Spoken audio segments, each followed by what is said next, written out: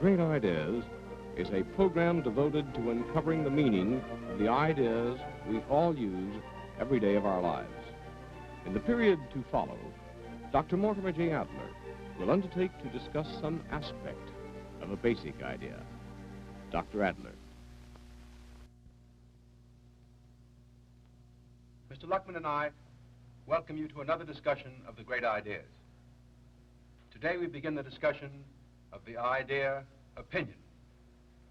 And like other great ideas that we've discussed, this idea is best considered in relation to its opposites.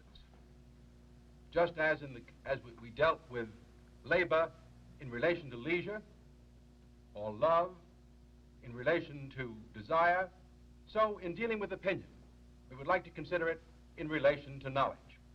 Well, Dr. Adler, Yes, Mr. Luckman. I can certainly see that knowledge is a great idea, and perhaps then the consideration of opinion in connection with knowledge would be of great importance. But I must confess that I'm rather surprised that you select opinion itself as a great idea. Could you develop this just a little bit? Is there some way you could help me see this quickly, briefly, before you go on? Well, perhaps, Mr. Luckman, the easiest and the briefest way of doing just that is to report the history of the discussion of opinion in Western thought, the development of that idea in the Western tradition itself. Let me do that for you under two headings. First, the theoretical significance of the idea of opinion, and then the practical significance of the idea of opinion. Let me begin with the theoretical significance. The great problem of the distinction between certainty and probability is connected with this distinction between knowledge and opinion.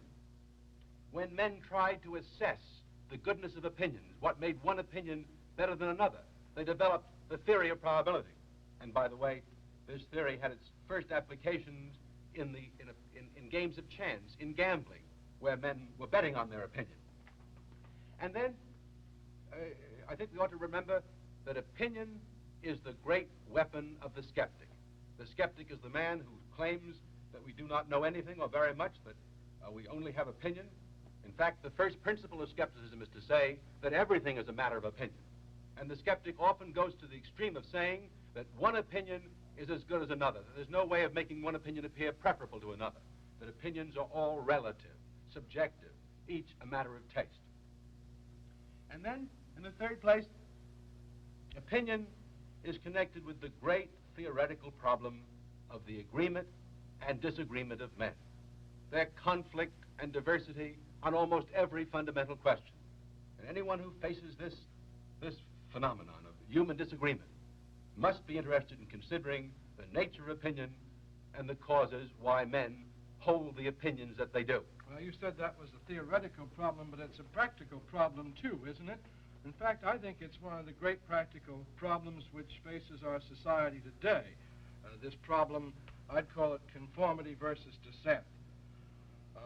It seems to me I remember a remark by President Eisenhower in which he indicated that we must not confuse loyal dissent with disloyal subversion, because it is the dissenting opinions of the loyal citizens in a democracy that's its very lifeblood. That's precisely the case, Mr. Luckman, and I think it shows us why opinion is an idea of the greatest importance to all of us today.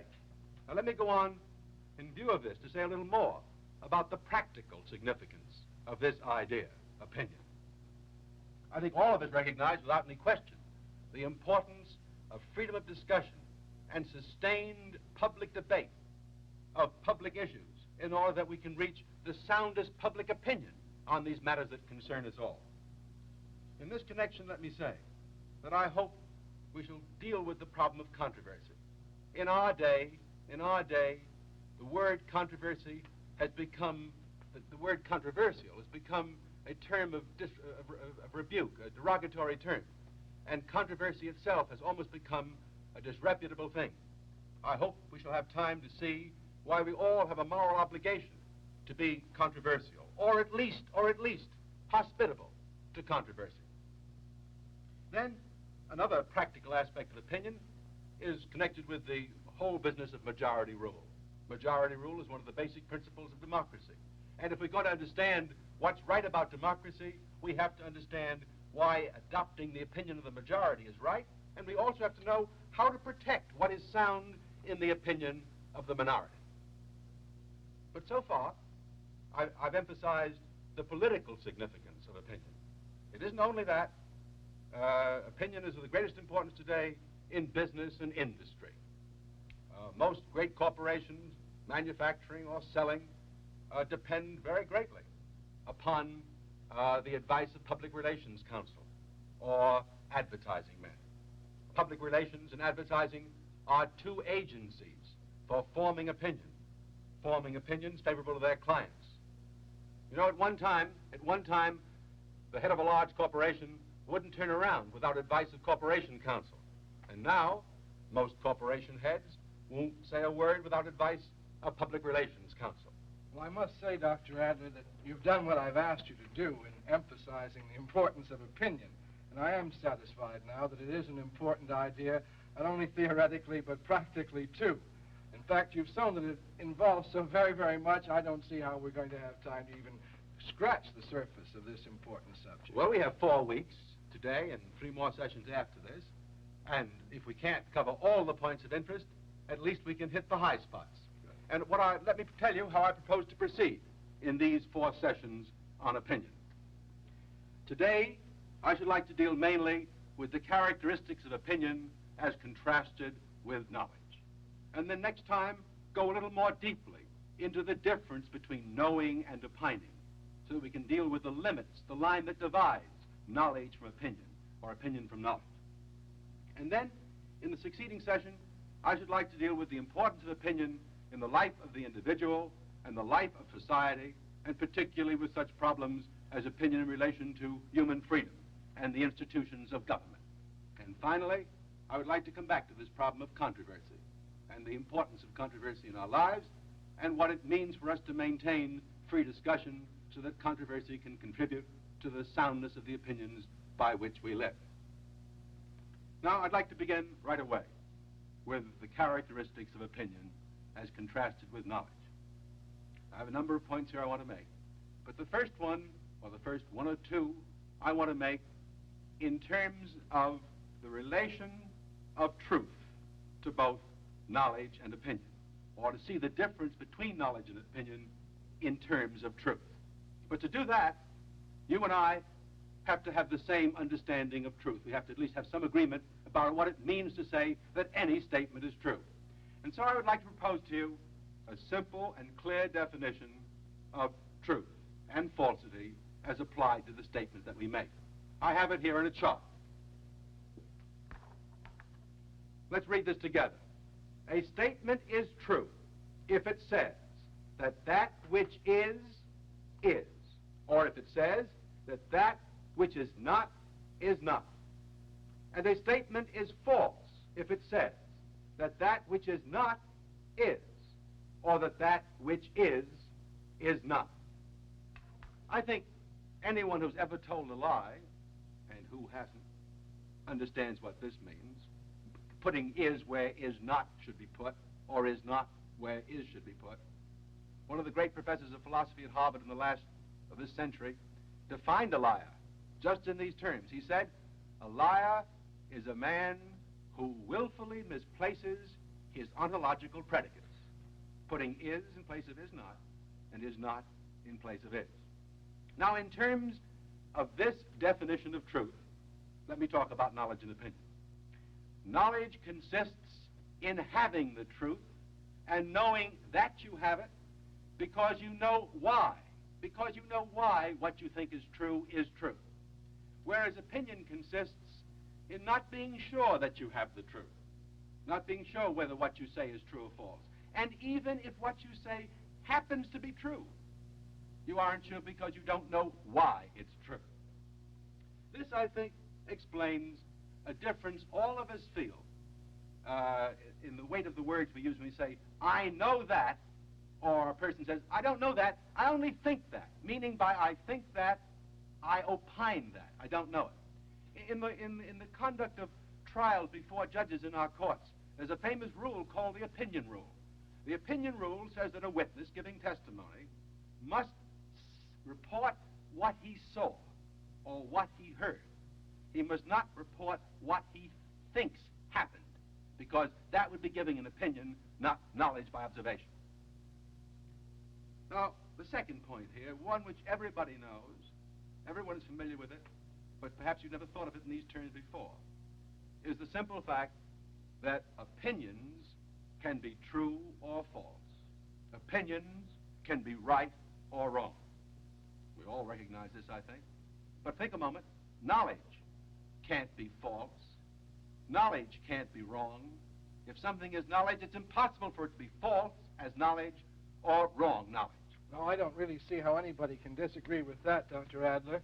And I gather from what you've said now that the skeptic who would hold that there is no such thing as knowledge would have to admit that if there were knowledge, it would be exactly as you've described it and defined it here. Now, this point, though, that you've just made, how about that? Is that knowledge or opinion? Well, if you are right, Mr. Luckman, and I happen to think you are, then no one can disagree with this way of distinguishing between knowledge and opinion. And if that's the case, then it is something we know, not something that we just opine. Mr. Luckman has just introduced, by the way, another criterion for distinguishing between knowledge and opinion. The criterion is whether or not something is universally agreed to, or perhaps I should say whether or not something must be agreed to, because sometimes opinions are universally agreed to, but here the point is, must everyone agree to this? If everyone must agree, then it isn't opinion, but knowledge. Now, I hope to come back to this point, Mr. Luckman, in a moment, as I now go a little to develop 3 or 4 other criteria for distinguishing between knowledge and opinion. In fact, I have 4 additional criteria I should like to present to you. The first of these is in terms of doubt and belief. Doubt and belief are relative only to opinion, never to knowledge. Let me illustrate this by giving you 2 simple examples, one of knowledge and one of opinion. This card states something I know, and that you know too. 2 plus 2 equals 4. I know this, and I understand it. I do not doubt it, and I cannot even properly say that I believe it. The word believe is not. I don't believe that 2 plus 2 equals 4. I know it. Belief is too weak a word for this truth, that 2 plus 2 equals 4. But if I turn from that statement to this one, gentlemen prefer blondes, here I have something I do not know, and I certainly wouldn't like to say I understand. Some people doubt it, some believe it. No one knows it, no one understands it. Perhaps I ought to give you a better and perhaps a little less obvious example of knowledge and opinion to make this point. Here is a statement of knowledge, that there is always a state of war, either a cold or a hot war between sovereign nations. Anyone who thinks for a moment will see that this is true and that everyone understands it to be true. But here, in contrast, is another statement about war which is only an opinion. The opinion is that there will be another world war, a hot or shooting war in the next 25 years. No one knows that. At most, it is a probable prediction. Some people may believe it, and some may doubt it. But this, which is a statement of knowledge, we know. Perhaps I can give you one more example of this difference between knowledge and opinion with respect to doubting and believing. I have here some dice, and as I roll those dice, I can only say it is my opinion that they will come a certain number. I do not know it. I can make bets in terms of it, but I certainly don't know what number will turn up. Now I have in my pocket here another set of dice which are loaded. These dice are so loaded they will only come 7 and 11. And as I shoot these dice, I have no doubt, not a bit of doubt, that each time they will turn up either 7 or 11. That is something that I know, not doubt or believe. Let me go to a second point now. The second point is that we say in matters of opinion that everyone has a right to his own opinion. Or I say, I have a right to have an opinion on that subject. But no one ever says this about knowledge. I don't say, I have a right to my own knowledge on this subject. I may say, I have a right to know something, but I never would use the words my own in the expression, I have a right to my own knowledge.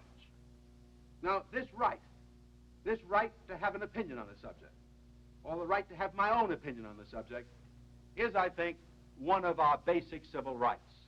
It is a right that we talk about all the time these days in terms of freedom of thought and liberty of conscience. This right is a right that I think perhaps is more contested in the contemporary world than any other right we have. Dr. Adler, just a minute. I don't want you to leave this point too quickly, because if I heard you right, you indicated that we can have freedom of thought only about matters of opinion. Now, when you talk about freedom of a conscience, as you did, this usually applies, at least in my thinking, to religious beliefs. And am I to infer then from what you're saying that all religious beliefs are merely matters of opinion? That's a very tough question, Mr. Luckman, and I wouldn't like to try to answer it today. Perhaps, however, that I can return to that question and the other question that's involved in what you say next time when we go a little deeper into the difference between knowledge and opinion and draw the line between the scope of knowledge and the scope of opinion and see where religion falls. If I don't do it, remind me next time. I shall. Let me go on now to my third main point or criterion of distinction or difference between knowledge and opinion. We say that matters of opinion are subject to conflict, that we are acquainted with the conflict of opinions, the diversity of opinions on many subjects. But when we are dealing with any subject about which there is knowledge, we do not speak of the conflict of knowledge. We don't say there's a conflict of knowledges on this point, as we say there's a conflict of opinions on this point, because it is the very nature of what it is we have an opinion about to be subject to conflict, and that is not true of things that we can know. Now, I think that conflict of opinion is as familiar to all of us as the very air we breathe. Let me give you just two examples. Anyone who can remember a national or a local election is in the presence of a basic conflict of men's opinions about candidates or issues. But let me give you another even more familiar example of the insistence on, the insistent attention on conflict of opinion. Our newspapers are full of it every day. We now have, as you know, opinion polls. And these opinion polls keep us aware of what the general state of public opinion is. Here is an excerpt from a recent opinion poll, a Gallup poll, showing the results of the interviews taken immediately after the McCarthy Army hearings. One question, for example, was, now that the hearings are over, whose side are you more inclined to agree with, Senator McCarthy or Secretary Stevens? And here, these bars show the percentage for McCarthy, the percentage for Stevens, those who hold no opinion, and those who are neutral. And then another question was, now, regardless of whose side you yourself agree with, who do you feel has come out on top in this case, McCarthy's side or Stevens' side? And again, here, this bar chart shows the percentage for McCarthy, the percentage for Stevens, those with no opinion, and those who are in favor of neither side of the issue. Now, the significance of this conflict of opinion that we're so aware of is that on matters of opinion, reasonable men can disagree and still remain quite reasonable. This is a very important thing to remember. Because of what opinion is, it not only is subject to conflicting opinions, but where there is a conflict of opinion, usually it is the case that reasonable men can disagree, and though they disagree, still remain quite reasonable.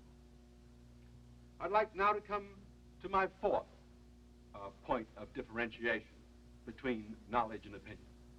And that is to call your attention to the fact that all of us are aware that it's only with respect to opinion that we talk about taking a consensus. In fact, we say a consensus of opinion. Or we speak of the majority opinion as opposed to the minority opinion. Or we speak of expert opinion as opposed to inexpert opinion. But notice, we never say a consensus of knowledges or a consensus of knowledge. We never say the majority knowledge as opposed to the minority knowledge. We never say expert knowledge as opposed to inexpert knowledge, because there isn't any inexpert knowledge. Now, this is, again, I think, a fundamental aspect of opinion that sharply differentiates it from knowledge. And I should like to tell you about a rule that Aristotle developed for all arguments involving matters of opinion where a consensus of opinion might be taken. Let me read you the passage from Aristotle. I have it here. I've marked it, as a matter of fact. Aristotle's rule runs as follows.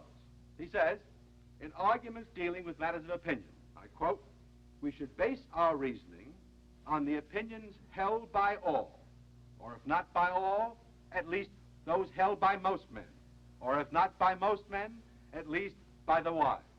And in the last case, if we're basing it on the wise, then we should try to base our opinion or our arguments on the opinions held by all the wise, or if not by all the wise, then by the most expert among them, or at least by the most famous. That's a fairly prudent piece of advice. Now, in this matter of the consensus of opinion, we seldom have unanimity. Though every now and then, in the rare case, the consensus of opinion will approach unanimity. Let me give you two illustrations of this rare phenomenon of a consensus of public opinion approaching something like unanimity. For one thing, I think you'll recognize this first case. You all remember it. This is a picture of the great festivals that used to take place under the Nazi regime in Germany at Nuremberg. Here before the Nazi standards is the massed Nazi hordes, all of them facing Hitler and saying, Sieg Heil, Sieg Heil, Sieg Heil. That looks like almost unanimous consensus of opinion. Is there anything like this that happens in our country? Well, you all have been at baseball games when Babe Ruth or someone like Babe Ruth has hit a homer and the stands to a man get up and cheer. That's a consensus of opinion, almost unanimous. Or to give you one other example, which I have here, a headline from the New York Times on November 4th, 1936, an election in which Roosevelt sweeps the nation with an electoral vote that exceeds 500. That was almost, with only Maine and Vermont left out, a consensus of opinion. And there's a difference between the unanimity of these cases, because in the case of the Nazi consensus approaching unanimity, you had a forced consensus, a consensus arising from fear, whereas when the baseball stands rise to a man to cheer, all the country votes in a free election for Roosevelt, what one has is a free consensus of opinion, which is quite different in the life of a people from anything like a forced consensus approaching unanimity.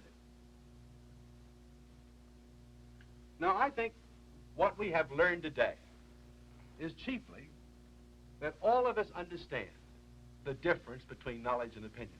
Notice that I said all of us understand this difference so that you know what the difference is. I think what we've learned is that our grasp of the difference between knowledge and opinion is not itself an opinion. It's not like an opinion. It's something we know and understand. And I think the reason why we all recognize this is that the difference is something understood by us in terms of 5 or more criteria, each of which is as clear as it is familiar to us. Such criteria as that opinions are either true or false, right or wrong, and that opinion is subject to doubt or to belief, or that opinion is something where one says, I have a right to my own opinion, or I have a right to have an opinion on that subject, or that opinion is something about which reasonable men can disagree and still remain quite reasonable. That opinion is something always subject to the possibility of a conflict between men, a disagreement, a diversity of views on their part. Or that opinion is something about which we take a consensus, that in the case of opinion, counting noses counts. It means something to count noses. Now, none of these things, Mr. Luckman, apply to knowledge as they do to opinion. So that's how we know the distinction. But though we know the difference, and I really think we know the difference between knowledge and opinion, there are a lot of things about the subject that we don't know so readily. Well, I'd be curious to know what some of these were. Well, let me see if I can state them for you in the form of questions. For example, the question that comes to my mind is the question about what sort of things can we have knowledge, as opposed to the sort of objects, the sort of things about which we can only form opinions. For example, on this point, Plato took the position that only about things that are permanent or eternal, only things that are which are unchanging, the world of fixed being, is it possible to have knowledge. Whereas about the whole world in flux, the world of becoming, the most we can have is opinion, unstable opinion. Aristotle disagreed with this as a matter of fact. Aristotle held that it was possible to have knowledge about the physical world as well as about the world of eternal ideas. Another question that we ought to face, I think, sometimes, is the question of the psychological difference between knowing and opining. The processes of thought might look the same in both cases. We make judgments, we infer, we reason, and yet there's a deep psychological difference between the act of knowing and the act of opining. That is another problem to investigate. And still another question is the question whether we can have knowledge and opinion about the same thing. Is it possible for a man to hold at one and the same time something which, a state of mind which is knowledge of something, and at the same time regard himself as holding only an opinion about that? Let me change that question a little bit. Is it possible for one man to know something which another man has only an opinion about? Can two men, now not one man, one have knowledge and the other have opinion? And a fourth question that is worth considering, in fact, I think I'd say it's the $64 question, is the question, how much knowledge do we have? To what extent are the things that we suppose we know, really things we know, as opposed to things that we only opine? Socrates, you may remember, took the position that only God knows, that for the most part, men have nothing better than opinion. And he went on to say that to know this is wisdom. Well, now, that strikes me as something of a contradiction, Dr. Adler. Wouldn't you say it was, too? I think it sounds like a contradiction unless you respect the fact that Socrates is being quite ironical here. Mm-hmm. He didn't rest in a shallow skepticism. He intended to go on with the inquiry. In fact, the very questions I've just mentioned were questions he himself pursued, and that I hope we can pursue next time as we go on. Now, next time, I hope we can reach a deeper understanding of the difference between knowledge and opinion. I trust this subject interests you, and I hope you will be with us again next time as we continue with the discussion of the idea of opinion. Thank you very much.